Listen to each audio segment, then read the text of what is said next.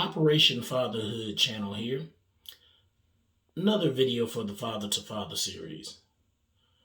This is to encourage all fathers out there, so myself included, for ourselves to not allow ourselves to put one child above another.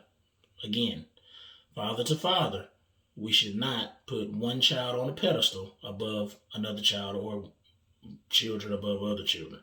Okay? And I say that because I'm a Christian and I try my best to read biblical stories to my children multiple times a week. Try to work on that. And there's different things you can take from it, different stories that kind of give you life lessons. And in one particular story is about Jacob and Esau. So Esau is the older brother, grows up to kind of be the manly man, the hunter, the love of Isaac's, life in a sense.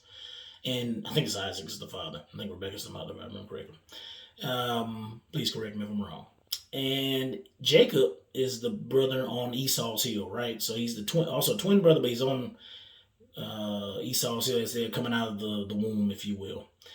And he's kind of the more sensitive type. He's the one. He's in the house. He probably could cook a little bit, but he really is his mother's love. Okay, so much so that in that time period, the Jewish tradition was the firstborn would get a lot of his father's things, and he would get that blessing, right? So in the course of the end, remember, if you know the story, even if you're not a believer, the story that Jacob cheated, him out of those things.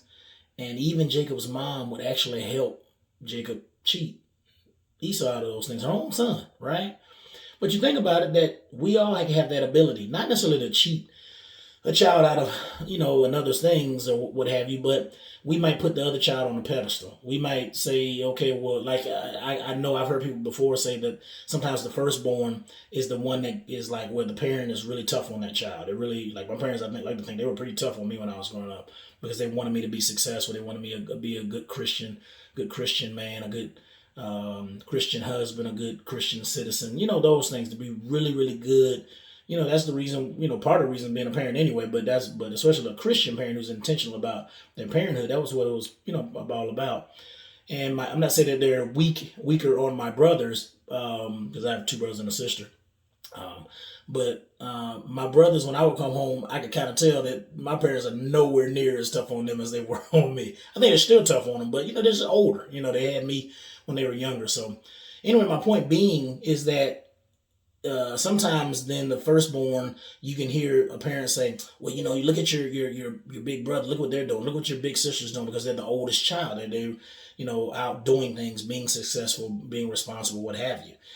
And it's not to say that my parents are trying to like make my brothers feel bad for being, their self and not being me. I'm like 18 years older than both my brothers. So the thing is, though, is that you have to be careful with that, I think, because, that's not to say about my parents, but me as a parent, having to be careful to make sure I don't like love on my daughter more than I love on my son, right? So another example, I've had a number of people tell me since we had our children, my daughter was born in 2018, that, oh man, she's going to have you wrapped around her finger, yada, yada, yada, because, little girls are like daddy's princesses and they can get away with stuff. And the same thing with boys. Like my son is our firstborn.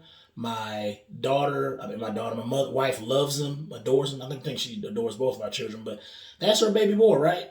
And the thing is that for me is to always work towards the end of is that both our children need to realize that, yes, we love you dearly, but we're not going to place you above one another. So there's going to be times when one gets maybe a little more attention than the other, right? There's going to be times when one should maybe celebrated a little bit more than others, like on a birthday or on the day they do something, successful at school or what have you. But anyway, my point being is that I've had a lot of people say, oh man, your daughter's going to have you wrapped around her finger. So in my mind, even if they keep repeating that to me, wherever I go, they're like, Jerome, I'm telling you, it's going to happen. For me, is to become more intentional in making sure that is not the case. To make sure that she knows daddy loves her, she is my princess, but she's going to have to grow to be more independent. She's not going to, like, if her mother tells her something and she can't run to me and then be like, oh, daddy, you're the man, you're the daddy, what about you? What do you say about it? What did your mother say? I'm going to back your mother. So again, make sure you do not put one child above another.